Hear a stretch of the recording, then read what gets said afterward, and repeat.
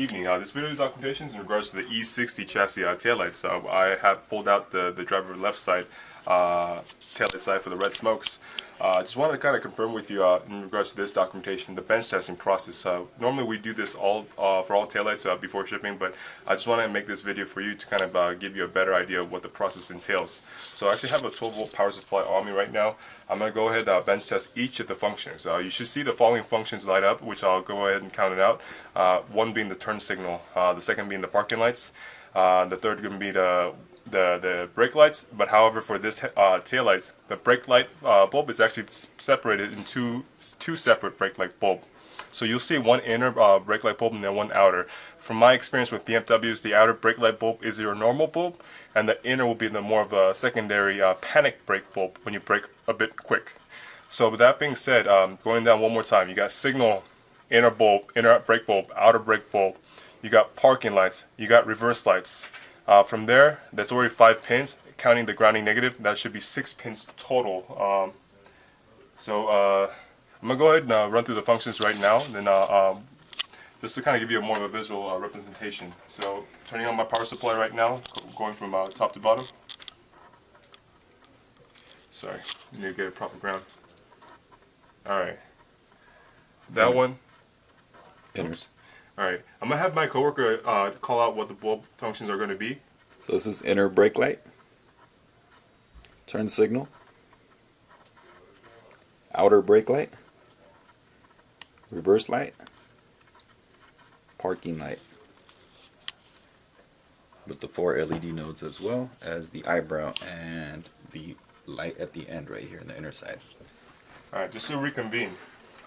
From this bench testing, I am confirming with you that the parking light functions, which is like more of a 3-piece function, the halogen bulb right here, the eyelashes LED, and also the side LED nodes, they're all tied together using one main pin to be triggered as parking lights. So just kind of turning the taillights around real quick, give you an idea from the main connector what I'm doing. I'm confirming with you that I'm going to pull this alligator clamp. Pretty much the one at the end, which color-wise should be the white wire with the black stripe running through. At least for the driver left side, that is the grounding negative for the entire function.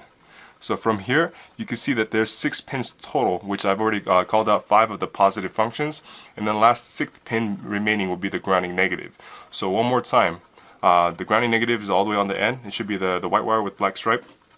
The rest of the functions are as followed. I don't know the order on top of my head, but I'll list it out one more time. LED turn signal, the outer brake bulb, the inner brake bulb, the reverse light, and also the parking light. That's 5 functions right there.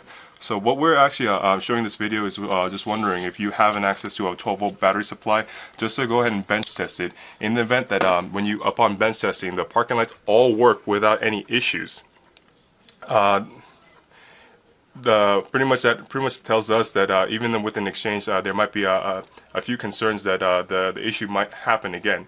So what I'm going to do is make a supplement video in addition to this video, showing me wiring actually the parking lights, and also I'll trigger a positive power to the brake lights. So I'll function the halogen brake bulb along with the parking lights working. So in the case upon my bench testing, when I trigger the positive for the parking, for the brake bulb, if this LED node does not shut off, this proves to me that the bench testing is what we assume to be, and we're wondering if this applies also for your vehicle, for your depot taillights. In the case if you do what I do, and still the result remains the same as this video, what that tells me is even replacing it for a brand new set or side, the concern might be still available or current recurring.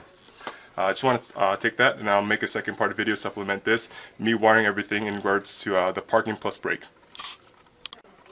Alright, this is actually the second part for the video in supplement for the parking light function plus the brake function. I have everything wired, so I just need my test lead to touch the positive pin for the brake function, just to showcase you that the brake light halogen bulb turns on, and then the LED parking nodes do not turn off when I trigger the brake pin. So I'll go ahead and show that to you right now. So here's the parking lights turning on, and you can see the LED nodes on the side. So with my test lead, I'm going to go ahead and trigger the brake light function, which should be the outer brake. So right there, trigger one more time. Trigger it one more time. As you can see, the LED nodes on the side do not turn off.